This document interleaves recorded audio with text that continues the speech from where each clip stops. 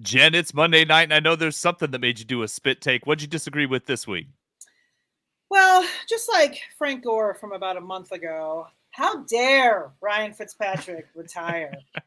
I'm bummed, man. From a fantasy perspective, like I loved, that kind of, off-season / training camp ritual of him coming in and stealing the job from some young buck, getting in there, having 4 to 5 fantasy relevant weeks and then not, or getting hurt or whatever. It's kind of a rite of passage for each fantasy season. So I'm kind of bummed. I mean, listen, I'm happy for the guy. He had a great career out of what was seemingly nothing to start with.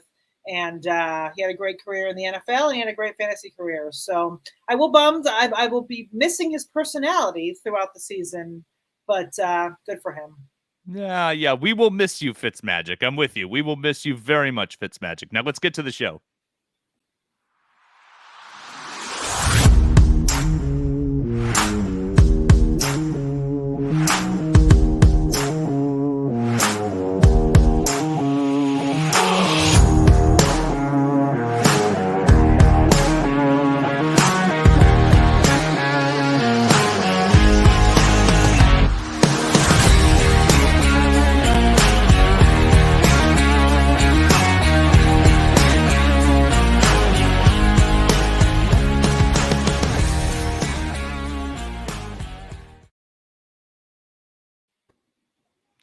Welcome, everyone, to the Most Accurate Podcast. I am one of your hosts, Brandon Niles. With me are my excellent co-hosts, Jen Eakins and Chris Allen. Chris, how you doing, buddy?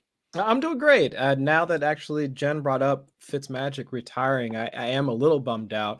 And it just makes me think about just the fact that where are these the moments that guys like Fitz, who we know will never get into the Hall of Fame, but there has to be like a hall of moments, or just like these iconic things that have happened throughout the league and throughout league history that just a way to enshrine some of those things, like Fitzmagic, like walking in wearing Deshaun Jackson's chain, or the throw that he made going up against Oakland to knock them out of the playoffs when he had to throw that touchdown with his like helmet being ripped like completely to the side. It's like all of those like things that Fitzmagic has been a part of.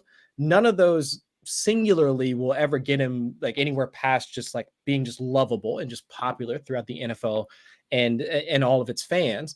But it's just, I wish there was a way that we would just be able to, like, if we went to Canton and there just maybe just like a hall of very good, even though I don't know if Fitzmagic even falls into that category. But if there was something like that where we could just go see that moment, like where he just went absolutely berserk after throwing a touchdown and he was just like, completely jacked, like those types of things. I wish there was a place for that. So Jen, 100% agree with you on your spit take for today. But other than that, I'm doing well. Jen, how are you doing? I'm good. I'm good. We got June here. We're in summer mode in this house for the most part. My child, I have a 13-year-old boy, and he did not leave his room today. He was on Minecraft with 2 of his friends. No joke, like on some sort of, I could hear him on like the Discord talking for literally the entire day. Not great parenting on my end, but I told him this is his one day to do that. And then tomorrow he has to leave the house. But no, otherwise I'm doing great. Brandon, you? I'm doing good, doing pretty good. Yeah, getting ready for summer. My kids, this is the last week of their kindergartens and preschools and whatnot, and so we'll be looking for ways to entertain them. Want to wish a very happy birthday. We're a few days late to our friend Talia. We're a couple days late, but our friend Talia, happy birthday. Hope you're doing well. And let's talk about ways to celebrate our birthday this year. My favorite way is to hop on Underdog and to go and do some best ball action. So, folks, if you want to spend your birthday drafting some best ball rosters on Underdog, we have a promo code right now. You deposit $10 in a new Underdog account, get a deposit bonus match, plus a 4-for-4 pro subscription. Just enter 4-for-4. That's 4 in the promo code box to make that happen. Before we get into our episode, which we're going to do part 2 of our best ball targets, we're going to cover the middle rounds this week after doing late rounds last week. I want to know what stat of the week Chris brought.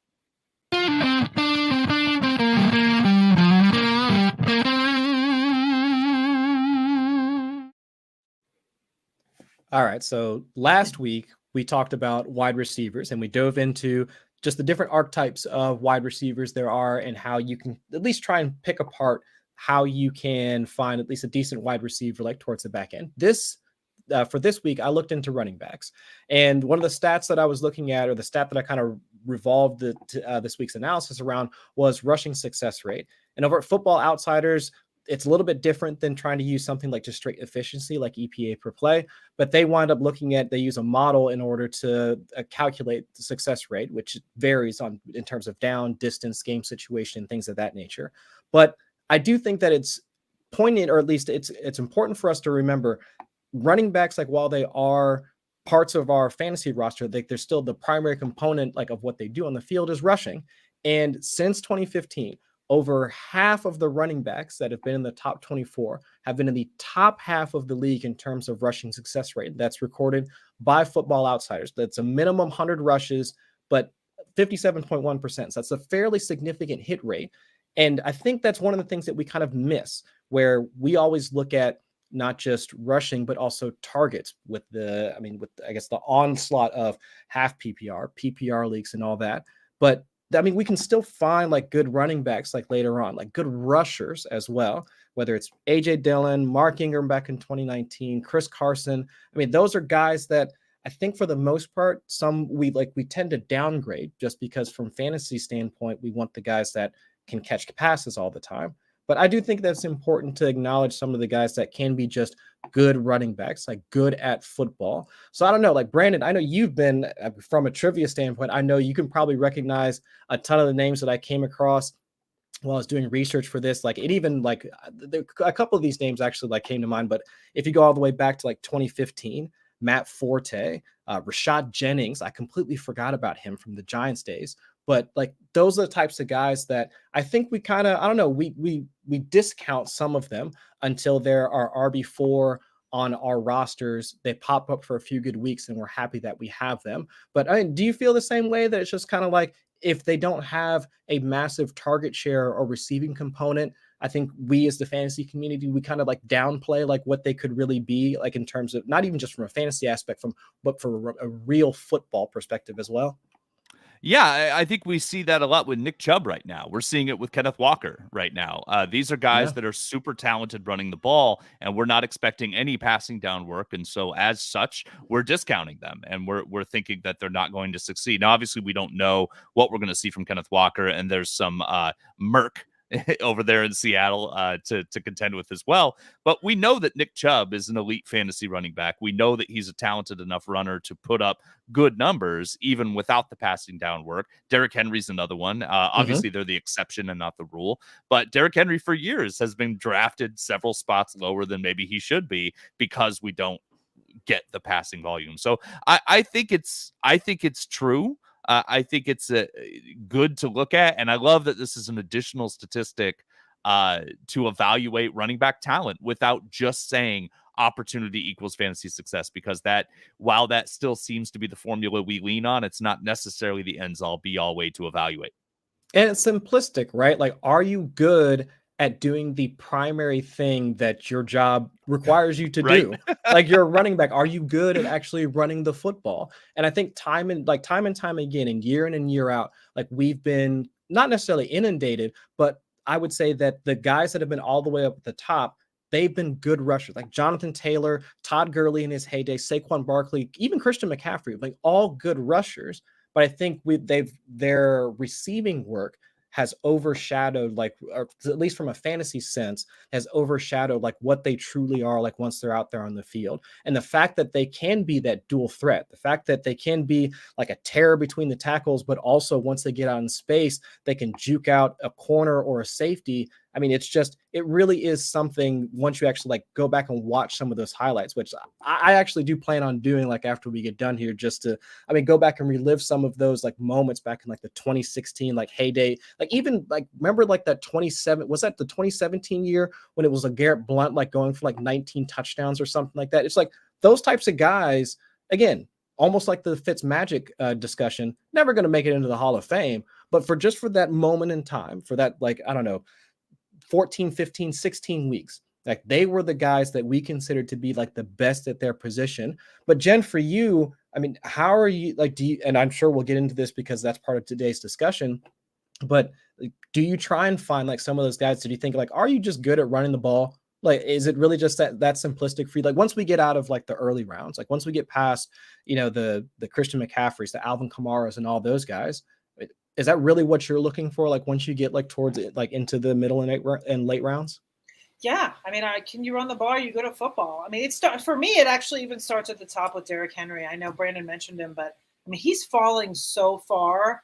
And it's like the guy, I mean, all he does is put up fantasy points. Whether he catches the ball or not, whether he's running the ball, it doesn't really matter. And people are so like hyper focused on they have to be pass catchers if it's a PPR, any kind of PPR format, that people are like actually dismissing Henry and taking, guys that possibly aren't going to be as good in an offense. That's, I don't know. I like Henry. And then once you get into those, those mid rounds, to me, it's, are they going to score fantasy points regardless? It almost goes back to, it's a good compliment to what your stat of the week was that last week with the quarterbacks, and that Konami code is not necessarily what it's all cracked up to be, right? Yeah. It's a similar situation. Like everyone is so intent on getting these guys, these quarterbacks that are running. Same thing with, from a running back perspective. Everyone is so intent on like, I have to have a guy that's going to catch X amount of passes, that they're forgetting the fact that a lot of these teams now are run heavy, and they're going to get however many carries a game, and you're still going to get those yards, and they're still going to get those points. So I wouldn't dismiss, the guys that are not as pass heavy. Yeah, and I think that's, I don't know, that could be like my boomer take, like for from a stat of the week perspective, but it's like guys like, who was the backup running back for the Chiefs back in like the 2017, Spencer Ware. So it's like guys like that. God, I haven't like, heard that name in years. Right? It's like that's, I mean, but it takes me back to those guys like where the pass catching element was never going to be a massive component of their game. But at the same time, it was like, if you get them in the right situation, they can be not just effective on the field from a real football sense, but also they could be effective from a fantasy sense as well. And Spencer Ware, we had like quite a few games, like it wasn't a ton, but a few games where he was able to get into like maybe the top 12, top 24, because he was attached to a good offense, came in at those times where it was either short yardage, salting the game away, something like that. And that's where you can get that effective type of production, not just in real life, but also fantasy. So I thought it was cool actually being able to see, or just like distill running back production into just like the quote unquote essence of what a running back is. And are you good at running the football? And for the most part, yes, fantasy, like for fantasy purposes, running backs are good and efficient at running the football, but that's not just the guys that we draft in the first like 6 rounds. We can still find effective running backs once we get into the mid and late rounds as well. We just have to like continue to search for those guys. And I think for the most part, there's enough data out there to at least point us in the right direction. But I think film watching and other folks that are avid film watchers can at least point you in the direction to find out what traits you're looking for if you want to dig into that. I've decided that for the Fantasy Football Hall of Fame, Fitzmagic Wing, the inaugural opening of the Fitzmagic Wing in the Fantasy Football Hall of Fame, will have all 9 of his jerseys, right? Hanging up there with like fantasy points per game for each one of them or something like that. And can I have the Peyton Hillis Madden cover in the Fitzmagic Fantasy Football Hall of Fame? Yeah, it's just stuff like that. Like I wish there was a way to enshrine some of those things like physically in time, like just either pictures, photos, or just like that jerseys or whatever that we could just go in and just be like, I remember that. Or even just like I was talking to a buddy of mine the other day, because like Odell Beckham is probably not going to get into the Hall of Fame. I don't think so. Probably not.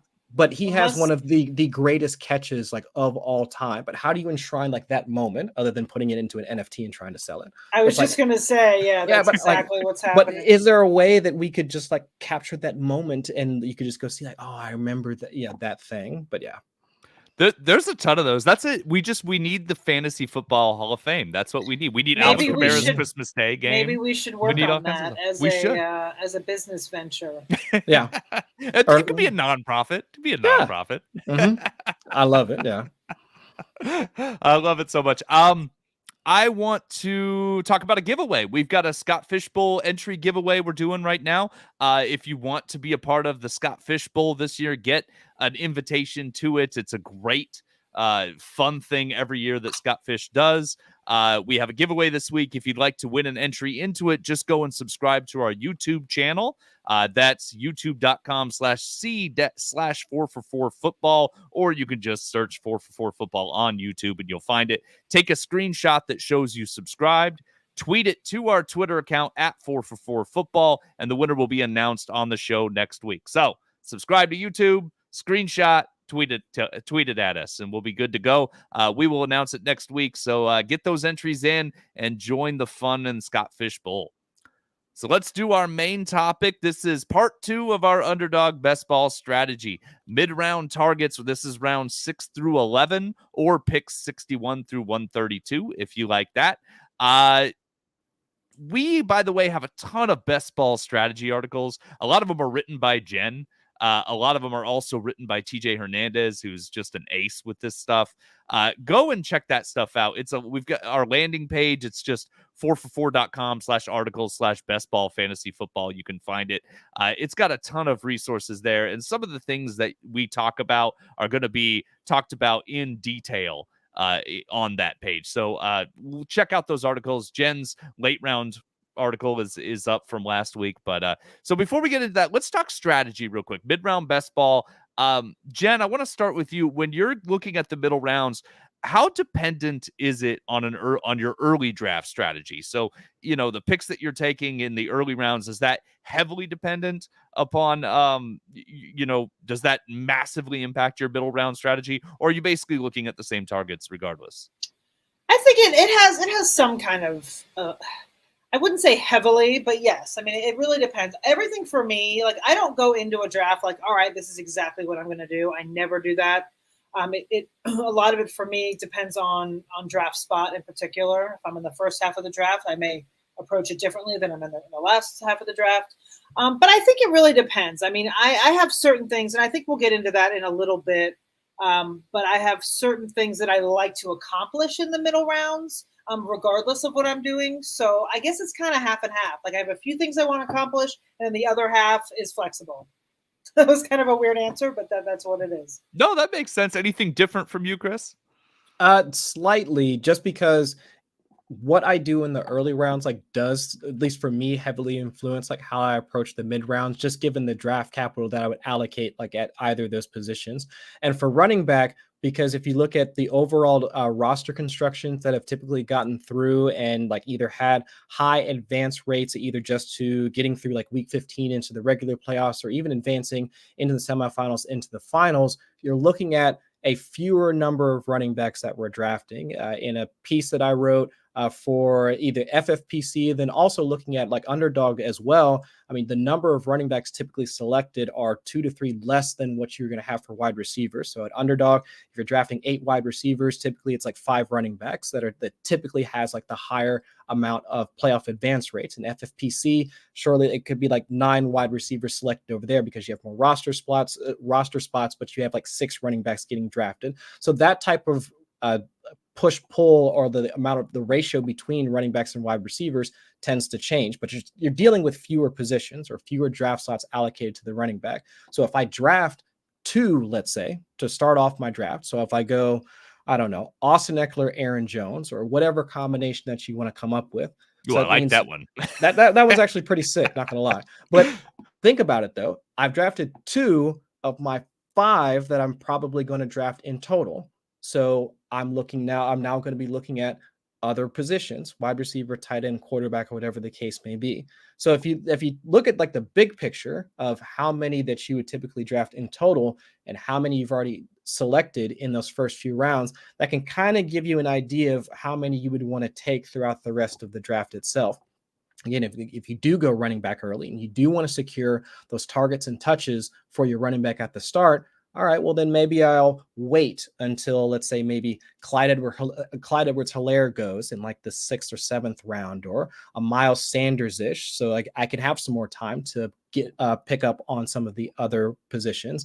And maybe I'll take a shot on one of the rookie running backs if I really want to later, or a guy that has at least some injury upside, like say a Darrell Henderson, who's going in like the 9th or 10th round a little bit later. So it's just my my selections early help inform like how I should wind up going in the mid to late rounds, just because I know I only have so many draft slots I should be allocating to that position in total anyway.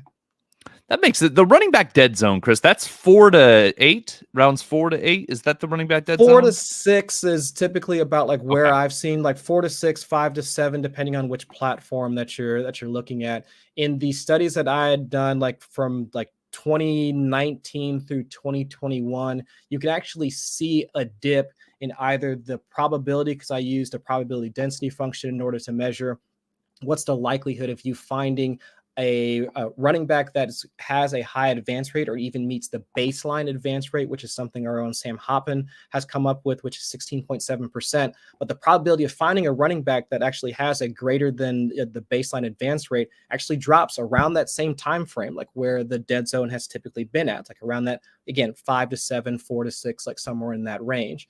And that's not because the running backs selected there are bad. It's the opportunity cost associated with that running back, because you're competing with a number of, let's say, strong wide receiver candidates, not just wide receiver twos, but wide receiver twos that can turn into wide receiver ones on their own offense. So that's where the running back dead zone like really comes from. It's not just the fact that those guys could have high bust rates or high injury rates, but the opportunity costs associated with them. That's why over the past 3 seasons consecutively, once you get out of that like 5 to 7 range, you're now starting to compete with lesser wide receivers, guys that have a lesser chance of exceeding their ADP.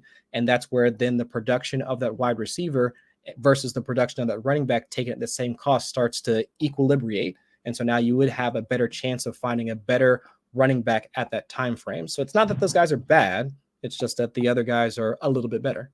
It makes sense. And also, for those playing bingo, equilibriate is the winning bingo word. So cross that out on your Chris vocabulary sheet and send it in. That's we have other presents. It's mainly just a big thesaurus. So, Jen, favorite position group in these middle rounds? I'm curious. Are you banging out running backs, receivers, or do you have like a favorite specific group that you're targeting? You know, in the 6 to 11 range, I like to grab 2 quarterbacks in that realm. You were talking about, TJ writing these articles. He's been very, I don't know the exact numbers and the advance rate and all of that, but that was the kind of the pocket last year that had, one of the highest advance rates. If you grabbed 2 top 12 quarterbacks in that, somewhere in the 6 to 9 range, I think round wise is where it is. So I've been kind of trying to go that route as well. I kind of like to just kind of have, you have maybe one top tier running back that is a more of a dual threat guy, and then a guy later on, maybe an Aaron Rodgers or a Derek Carr or a Tom Brady or whatever as your second guy in that realm. And that way you're just done, and then you can just work on stacks and everything else. Like Chris was saying, I don't love the dead zone this year as far as running backs. I don't mind that next tier, like he was saying, the Clyde Edwards-Helaire and the Miles Sanders and those guys, but that's a little bit past the dead zone, I think, from what the true definition of what it is. So I'm definitely not doing that.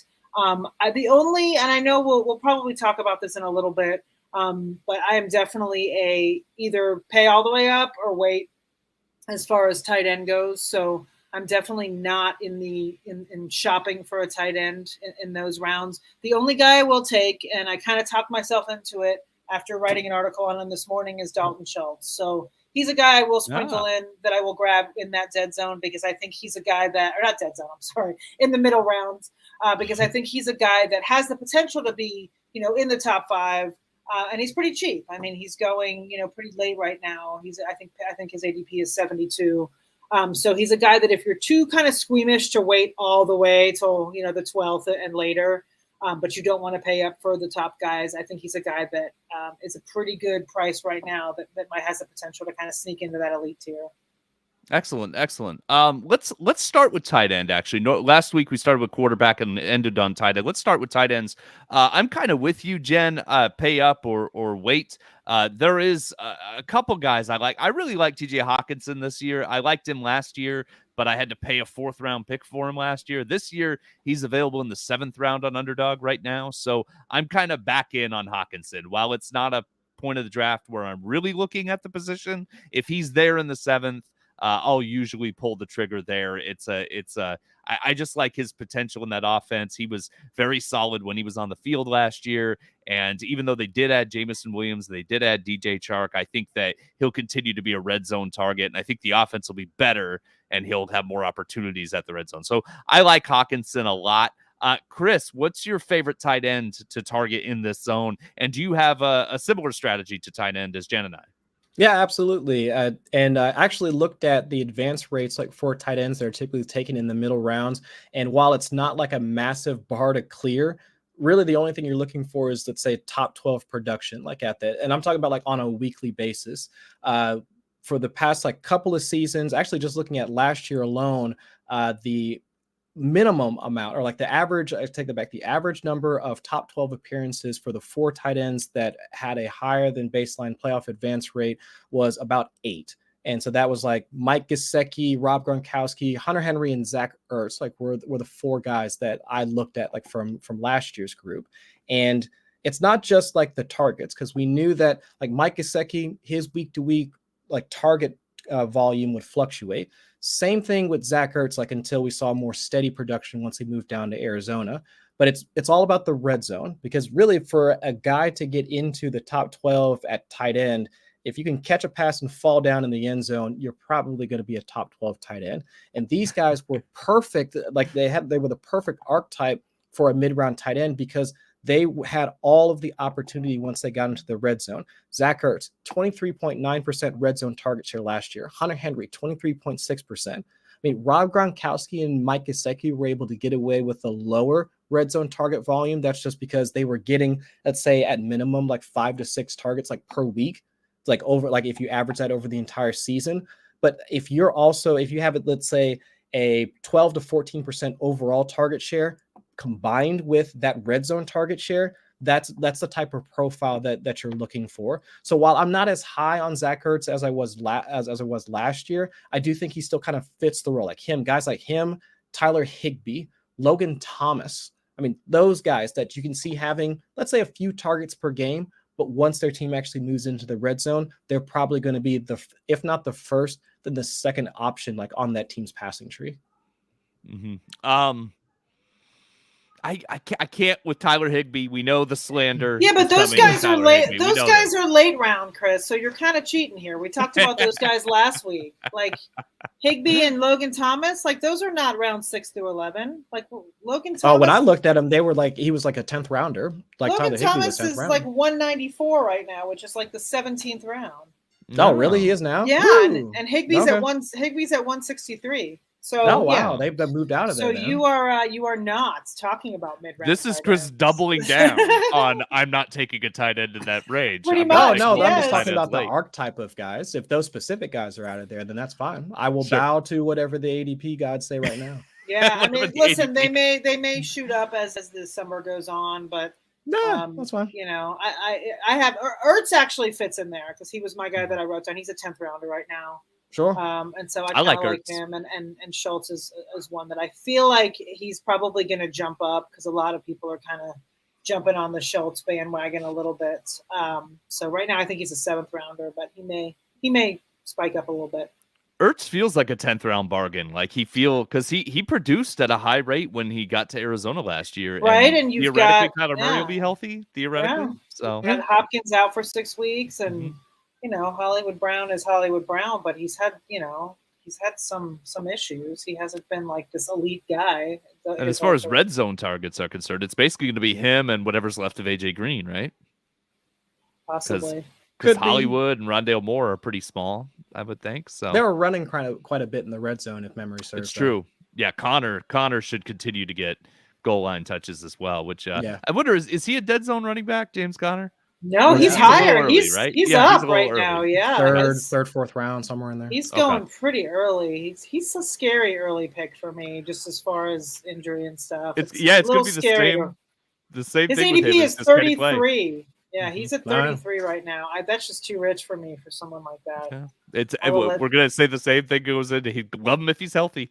Yeah, same thing that it's been for him. But that's a lot. That's a lot of chain, or a lot of coin. Yeah, virtual coin for a guy at 30. at 33, it's like when you can have, let's see, you can have a Mike Williams or, a Jalen Waddle in that realm. I'm going to take those guys before I'm going to take Connor. But that's just me. Very fair. So which you said you are targeting quarterbacks in these middle rounds area. Which quarterbacks are you targeting the most right now, Jen? In these excuse me, in these middle rounds, I really like Jalen Hurts. I mean, we've talked about him a lot on this podcast, but he's a guy that I'll take in those. I'm about to cough. Hold on a second. I'm so sorry. But he's a guy that I like for the dual threat ability early on. I also really like Russ. The frustrating thing, I like Russell Wilson a lot, and I just haven't been able to get him. Like, for some reason, where I end up in these underdog drafts, like, I seem to have to, like, today, for example, I did a puppy this morning, and I actually reached for him because I had already taken, I think, Sutton, and I was planning on a stack, and I ended up reaching about 7-8 picks too early for him because I just don't seem to be able to get him. But I think he's in a really good spot in Denver, and I think that people are kind of forgetting what he can do with his legs and with his arm. And he's falling to, I think he's in the 8th right now, or no, the 7th. Mm-hmm. So I think that he's a guy that I've been targeting as well. I mean, there's a ton of other, like I said, Aaron Rodgers. I'll take Derek Carr. I'll take some of these other guys in that range too. Russ's efficiency has been so good throughout his career with subpar offensive line play and subpar like volume. So like you expect the efficiency to go down a little bit with more volume, but more volume with his talent is very interesting. I like that. Chris, who's your quarterback? Yeah, for me, it probably has been like Russ if I can grab him. Dak Prescott isn't too hateful at that spot as well. If everybody is like more quote unquote down on the Cowboys offense, but I think the strategy for targeting those guys is absolutely spot on. I found similar numbers to what TJ had looked at. Like if you wind up taking a quarterback, let's say in the earlier rounds, but then the typical way that folks have gone about it is they want to try and grab a quarterback, like say later in the draft, right? Because you think, all right, well, I've got my guy. I don't really need to go ahead and grab a second one at any point later. I've got Patrick Mahomes. I'll get Derek Carr or whatever in the 14th, 15th round. But actually the advance rate shows something separate. If you wind up getting an early round quarterback and you draft a second quarterback in the 8th round, 25.2% playoff advance rate. But if you continue to wait, your playoff advance rate has actually continues to decrease as you go out, 24.6%, 21.7, 16.7. So it falls each round that you wind up waiting to grab your second quarterback. So if I can get a guy like Russ, Tom Brady also kind of falls into that group as well. I mean, those are the guys that I'm trying to target. And if I can, and I think the way that I wrote it, just double tap the position. If I wind up building out my roster throughout the first 6, so running back, wide receiver, and tight end, I'll just double tap quarterback at the 7th and 8th round and try and see if I can stack my quarterbacks with the wide receivers I might have selected beforehand. I knew Chris, I knew you'd bail me out with actual stats. So I appreciate that. I just rambled. I knew it was there, but I knew you'd bail me out with the actual numbers. So I do appreciate that. No, thank you. I ramble about good stuff sometimes. No, I listen. We had the same point. I just knew you would actually make it better. I just kind of threw it out there. But I was like, hey, I wrote something about that, but I don't remember all the numbers. I knew you'd come correct with that. I just kind of threw the actual thing out there. But thank you for bailing me out. Teamwork.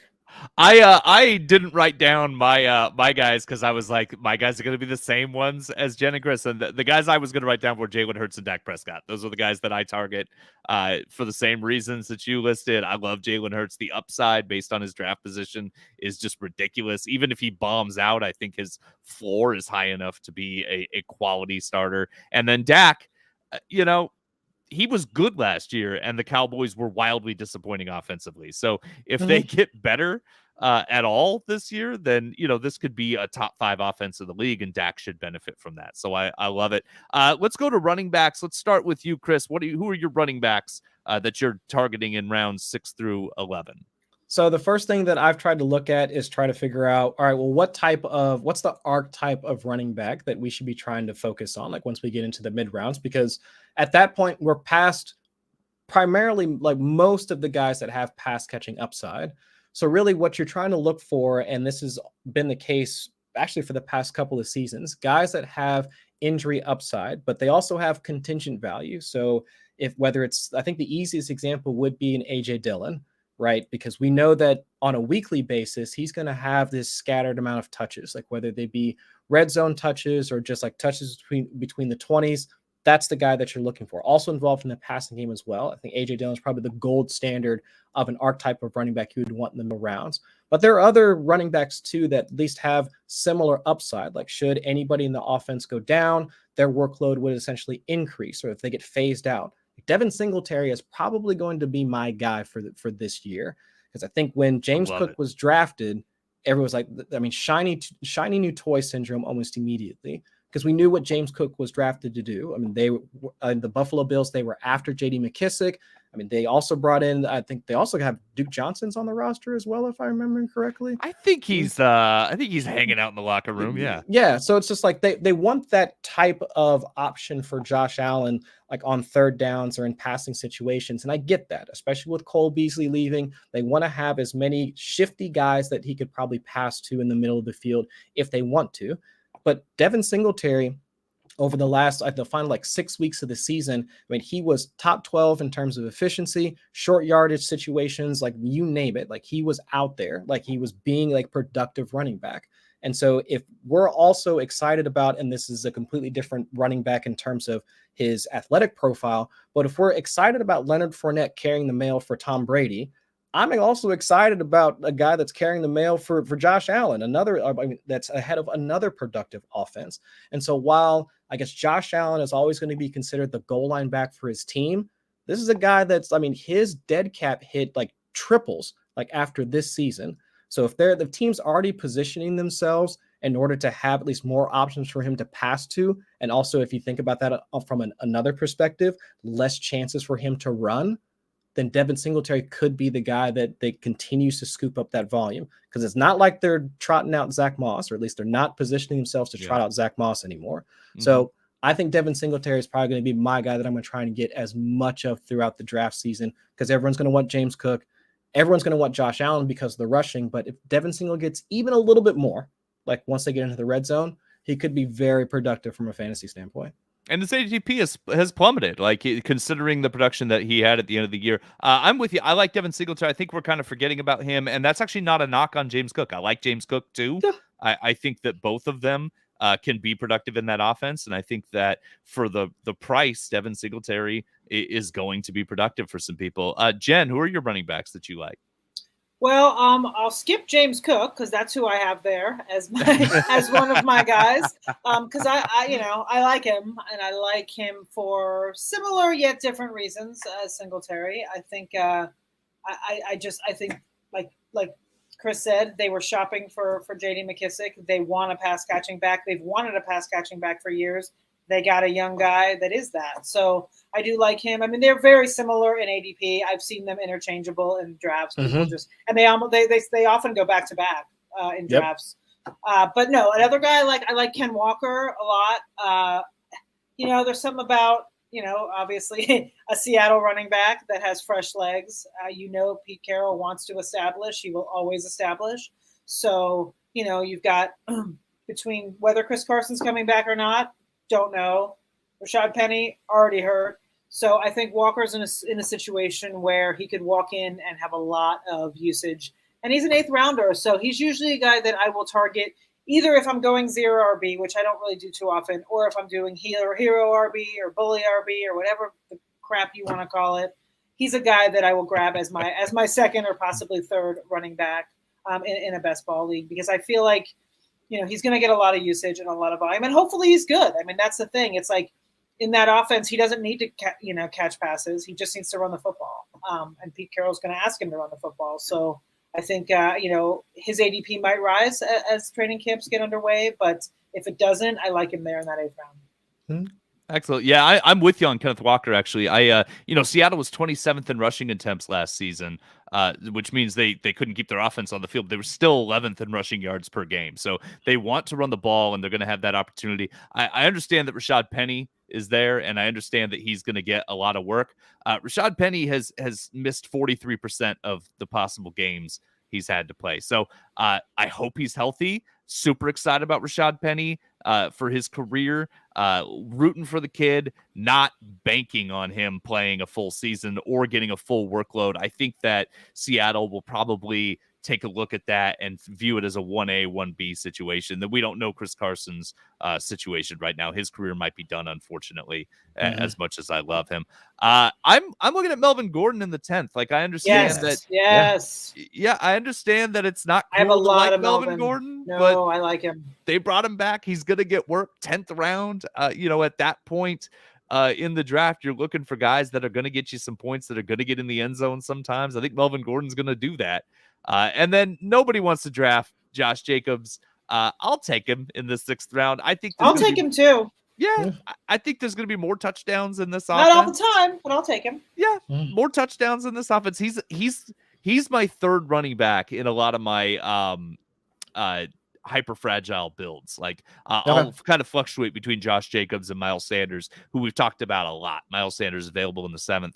We've talked about him a lot as a target in these middle rounds too. But I like Josh Jacobs. He gets touches, and the old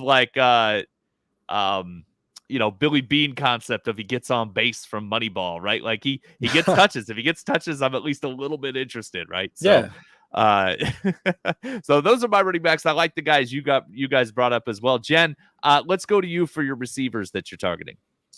Let's see who I wrote down here. Okay. I like Alan Lazard in the 8th. I think at the moment there's not a lot going on in Green Bay. I think love me some Lazard. Yeah, I mean in the 8th round he's usually there, and there's not a lot of competition right now for targets, and at least he's a body that Aaron Rodgers is familiar with.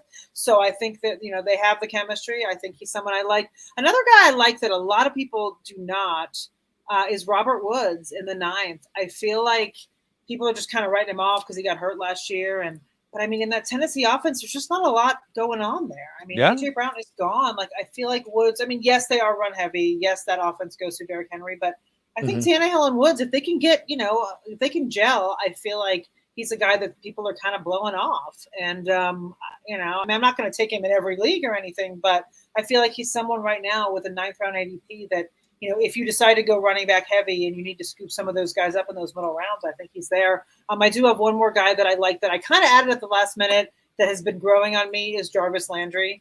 I know people aren't super thrilled about Jameis Winston, nor am I, but I feel like once again in that offense, I mean, everywhere Jarvis has been, he's been a target hog. So why not show up in New Orleans? If Michael Thomas isn't, full health or isn't good to go, you've got a rookie in Olave, like Jarvis Landry's there. And I feel like they could, he could possibly be a sneaky guy that could get a lot of volume, especially, in any kind of PPR format. And he's right now going in the 11th. Especially we see a suspension or something from Alvin Kamara or anything along those lines. Like, man, you could just eat in that like I think low he's kind of he's going kind of, people are just kind of writing him off or forgetting about him, but it's like, wait a minute, like he's he's there and there's not a lot there for in that offense. I keep drafting Robert Woods just because I'm used to drafting Robert Woods. I've always drafted Robert Woods. It's what I do. Chris, who are your receivers? The one guy that I'm trying to get as much as I possibly can in the middle rounds is Kadarius Toney. And I think right now there's so much, there has been, at least not right now. I think it's been kind of quiet on him, but like there's so much drama surrounding him. Like remember last year with the whole like cleats debacle and just all these extra. Oh, there was a lot of noise. Yeah, there was just so much noise. And even coming into this offseason, there were like rumors about him getting traded, just always negative news surrounding him. But when he's been on the field, my goodness, it was week 4, the first game that he started like for the Giants after like injuries or whatever that kind of hampered his early part of the season, starts in week 4 against the Saints, who have been known to have a strong defensive secondary, led the team in targets. That's with Kenny Golladay also on the field with him. Saquon Barkley was still there. I mean, this was still an offense that had key pieces as a part of it. Kadarius Toney enters the team or gets on the field as a rookie and leads the team in targets with 9 targets. I mean, that's already kind of an eyebrow raising moment, like for me, like right there. The fact that this rookie can come in, command that level of targets or that level of target share right out of the gate. But then we've seen so many highlights, like the shiftiness, the acceleration, the burst, like once he gets on the field, and like once he gets the ball in his hands, he was top 12 in yards per route run efficiency stat, like from Pro Football Focus, like against man coverage just last year. And that was with just, I think, 54 targets like total. Now in the top 40, I believe, in yards per route run against zone coverage. But the man coverage part is that's really impressive. Like for a rookie of his size and his stature, I mean, built essentially kind of like Tyreek Hill. I mean, has that same like jitterbug type of movement once you get the ball in his hands. But to see that level of efficiency from a rookie against good corners, against good defensive corners, like right out of the gate, and for where he's going for right now, around 100th overall, in a part of a scheme that most of us are excited about now, with so much of the Bills offense like being integrated into the Giants franchise as of right now. So if it's not Kenny Golladay, I mean, I'm trying to get as much Kadarius Toney as I possibly can. I mean, tons of upside there, like without a doubt. And you talk about Brian Daboll coming over. This offense can't be as bad as it was last year. Like it almost just statistically can't be. It's not possible after the quarterback play that we were subjected to, like towards the back end of the season. Like it's just not possible. Oh, it was awful. It's why I'm targeting Kenny Golladay, and I like Kadarius Toney as well. I'm targeting some Toney as well. Kenny Golladay, 10th, 11th round, like early 11th, late 10th round is where you get Kenny Golladay. Stylistically, he's still the only like prototype X receiver on that roster. Like Darius Slayton, if you squint really, really close, every once in a while you can see it in him. But generally speaking, Golladay has the size and the deep threat ability. I was looking at Golladay, like since he entered the league, even with 2 down seasons the last 2 years, he's still like 8th in the league in yards per reception among players with at least 100 targets since 2017. So the guy is a downfield threat. It's just something that he does really well. He wins deep. Better offensive line should give a little more time for the Giants, and that should allow Golladay to get downfield. So, I'm not sold that Golladay is going to rebound after 2 injury-marred seasons, but 10th, 11th round, I mean, he's the only guy in that range that looks like he could be a wide receiver 1 right in that spot. So I like him. And I like Tyler Lockett, kind of like for Robert Woods' reason. I just keep drafting him. I've always drafted him. And now he's there in the 8th round. So I'll buy the dip. Yes, I'm worried about Geno Smith. Yes, I'm worried about Drew Lock. But in best ball, Tyler Lockett he's still going to have 3 games where he gets multiple touchdowns. Like it's just what he does. And so I'm going to do that. The only dilemma I have for him is whether I take him or Christian Kirk in the 8th round. That's it. That's fair. Yeah. I wanted to ask you, there's somebody I don't like in these rounds because I thought he was going way lower than this. Elijah Moore is a 6th round pick. He's going ahead of Devontae Smith, Adam Thielen, Hunter Renfrow. He's going ahead of these guys. What do you guys think of this? I agree with that. It's difficult for me to see him outkicking his ADP, and that's not from a talent standpoint. Oh, sure, love the kid. I still think that I think maybe from a dynasty standpoint, you can make the case for maybe trying to acquire him in a trade or whatever. But for this year, just think of all the things that have to go right for Elijah Moore to be, let's say, a high-end fantasy target. Like, 1, he has to earn targets in an offense that is going to have, piloted by Zach Wilson, but also added Jameson Williams. Zach Wilson. Garrett Wilson, sorry. He's buff. Yeah, and then also the 2 tight ends as well. I mean, they've added more pass catchers in the I mean, Breece Hall is also supposed to command targets as well. So target competition is there for him. And then also Zach Wilson being under center, we're expecting him to make like his leap, like from his like awful rookie season. So, I mean, you're expecting like both of those things to hit for Elijah Moore, and that's not really priced in at this point, in my eyes. I mean, like we were just talking, I mean, if we've got Kadarius Toney and then also Kenny Golladay, who really the only thing that has to go right is for Daniel Jones to stay upright, that's one less thing. Yeah. That Elijah Moore has to worry about. Yeah. So it's just the case for either the Giants receivers to me is much stronger than Elijah Moore right now, to be quite honest. I'm with you. 6th round. And I'm with you. I like Elijah Moore, but you're right. Yeah. Everything has to go right for him to be worth that pick. It's not even like you're drafting the ceiling. Yeah. It's not even to exceed it. It's just for him to meet his cost. That's the way I feel. That's all I got this week on mid-round. Anyone you wanted to talk about that we didn't get to? Hit all of my guys. Jen? No, I think we're good. I think I was able to talk about everybody I had written down here. Yeah. Awesome. Well, this was fun. Thank you both. We'll do early rounders next week, which will be a blast. Make sure, once again, you go to our YouTube channel, subscribe, take a screenshot, tweet it at our 4for4 football Twitter account to enter into the Scott Fishbowl entry giveaway. And that's all we've got. So thank you, Chris and Jen. Always a pleasure. Listeners, don't forget to subscribe to this podcast. You can follow us on Twitter at The Monday Mommy, at Chris Allen FFWX, and at 2 Guys Brandon. Thanks so much for checking us out. Have a good day.